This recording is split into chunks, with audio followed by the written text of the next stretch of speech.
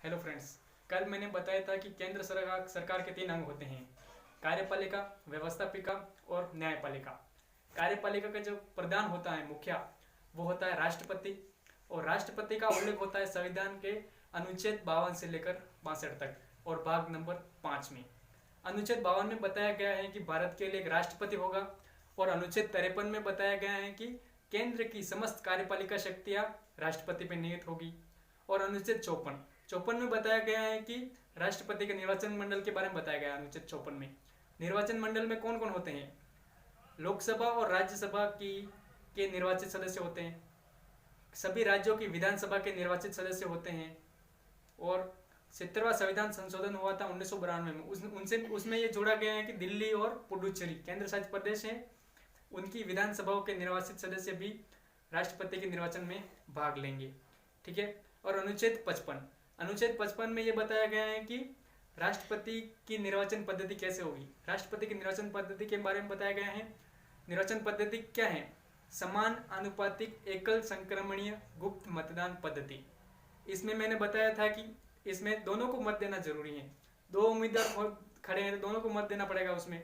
तो फिर जीतेगा कौन? उसमें मैंने बताया था कि जो पहली पसंद होगी वो जीतेगा। लेकिन पहली पसंद के साथ साथ एक और शर्त है दूसरी, वो भी पूरी करनी जरूरी है। वो दूसरी शर्त क्या है? दूसरी शर्त वो ये है, उसका एक फॉर्मूला है, देखो। कुल डाले गए वैध मतों की संख्या, कुल डाले गए वैध मतों की संख्या बटा निर्वाचित होने वाला राष्ट्रपति।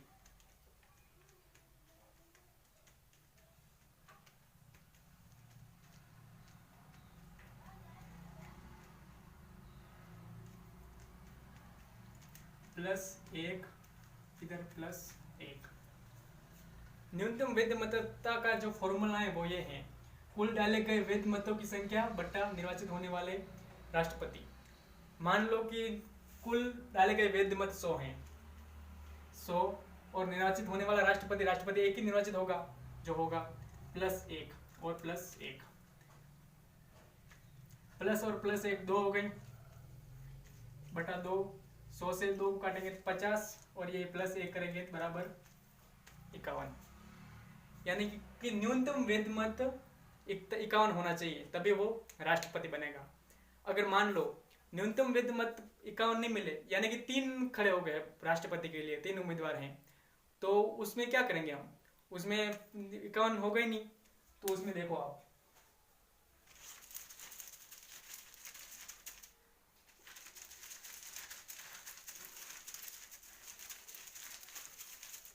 मान लो कि 3 उम्मीदवार है, 1 2 3।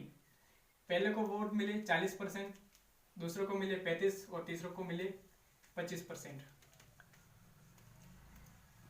तो इसमें कौन बनेगा विजयी? कोई नहीं बनेगा, क्योंकि किसी ने भी न्यूनतम वैध मतदाता हासिल की नहीं, तो कोई नहीं बनेगा।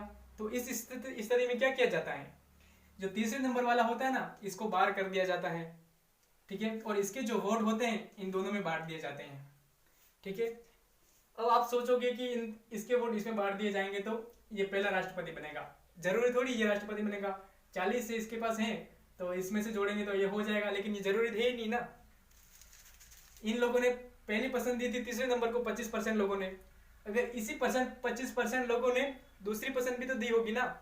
दूसरी पसंद मान लो इसको नहीं दी, इसको दी हो, तो 20% लोगों ने दूसरे नंबर को मत दिया है और जो 5% बचा है ना वो इसको मत दिया है। तो इस स्थिति में कौन बनेगा? ये दूसरे नंबर वाला ये बन जाएगा राष्ट्रपति, क्योंकि इसने 51% हासिल कर लिया, आधा +1 का। ठीक है। अब आगे देखो। और ऐसी स्थिति एक बार आई है भारत में 1969 में। 1969 में वी गिरी राष्ट्रपति बने, तब